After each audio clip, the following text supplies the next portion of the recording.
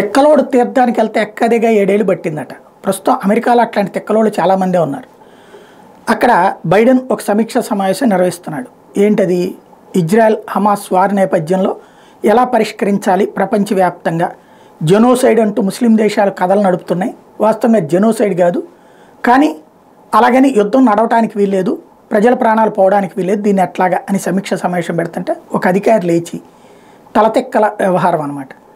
Biden తలుచుకుంటే ఒక phone call చేస్తే చాలా యుద్ధం ఆగిపోద్ది, నువ్వు చేయట్లేదు కాబట్టి నేను దీన్ని ఖండిస్తున్నానని వెళ్ళిపోయాడంట. ఇలాంటి తిక్కలోళ్ళు అమెరికాలో ఎక్కువే ఉంటారు. తుపాకీ పట్టుకోవడం తప్పు లేదు, తుపాకీ మా హక్కు అంటారు. తుపాకీతో కనబడడం అందరినీ కాల్చి చంపేస్తుంటారు. ఎందుకు చంపుతున్నారా అంటే ఏం అర్థం కాదు.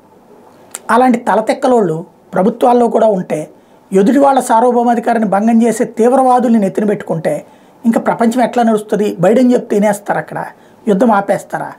దీన్ని బట్టినే కథలు ఎలా ఉంటాయి అనేది అర్థం చేసుకోవచ్చు.